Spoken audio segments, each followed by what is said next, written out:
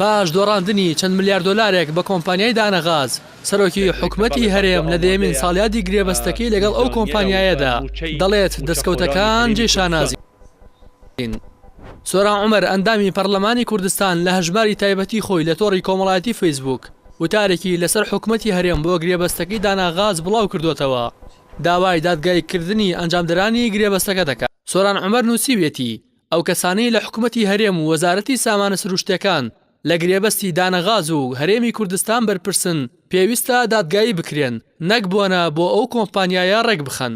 ئەندامەکەی پەرلەمانی کوردستان لە فراکسیۆنی کۆمەڵی ئیسلامی ئاشکرای کردووە بەهۆی ڕێگریەکانی لە جێبەجێکردنی ئەو گرێبەستەی کە حکومەتی هەرێم یادی دەکاتەوە. داناغاز لە مانگی دەی ساڵی 2013 سکاڵای یاسایی لەسەر هەرێمی کوردستان تۆمار کردو $100 ملیۆن لێ بردەوە و ڕاستەوە خۆش ئەو بڕەپارە قەرەبووی لێوەرگیرە. ئەمە جگە لە بڕیاری پێدانی $2 ملیار و 200 ملیۆن لەلایەن هەرێمەوە بە داناغاز کە لە پای درێژکردنەوەی گرێبەستەكەی بۆ 2049 کۆمپانیاکە بە قیست قەرەبووەکەی لە حکومەتی هەرێم وەردەگرێتەوە. سۆران عومەر نووسیویشێتی بەپێی ڕاپۆرتی ساڵی 2007 داناغاز بەراورد بۆ کارانی لە 2005 و لە دامەزراندنیەوە ئەنجامی داوە کۆمپانیاکە زۆرترین قازانجی لە هەرێمی کوردستان کردووە لە کاتێکدا کۆمپانیای داناغاز لە ئیمارات و میسر تووشی زیان بووە.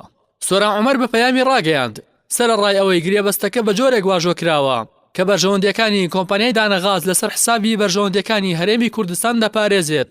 بەڵام حکومەت ڕێگری لە جێبەجێکردنی بڕگەیەکی ڕێکەوتنەکە کرد کە دروستکردنی گەورەترین شاری غازی بوو لە چەمچەماڵ کە کێشەی کارەبای هەرێمی چارەسەر دەکرد و هەروەها هەرێمی دەکرد بە هەناردەکاری غازی سروشتی. بەڵام بەهۆی جیاوازی زۆنی زەرد و سەوز بربەست لە بەردەم دروستکردنی ئەو شارە غازیە دروست کرا. کاتێکیش کۆمپانیای داناغاز داوای قەرەبووی زیانەکانی دروست نەکردنی ئەو شارە غازی کرد کە بە $20 ملیار خەمڵاند بووی.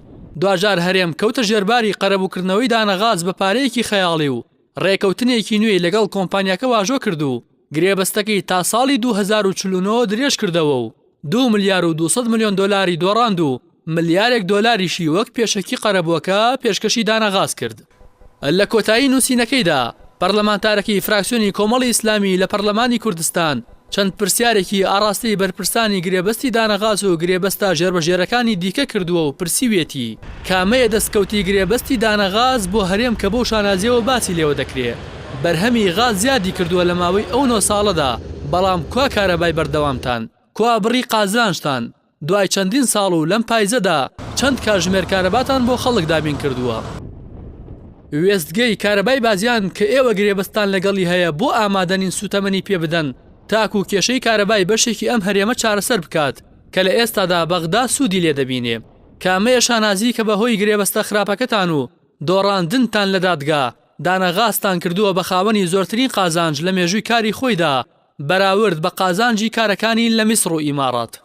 سۆران عومەر وتوشێتی یەکێکە لەوانەی لەسەر خراپی ئەو گرێبەستە و هۆکارەکانی ڕێگری چەندین ساڵە لە کارەکانی داناغاز سکاڵایان تۆمار کردووە لەبەر ئەوەی ئەم گرێبەستە شایانی ئەوەیە ئەو کەسانی لە حکومەتی هەرێم و وەزارەتی سامانە سروشتییەکان لێ بەرپرسن دادگایی بکرێن نەک مناسبەی بۆ ڕێک بخەن.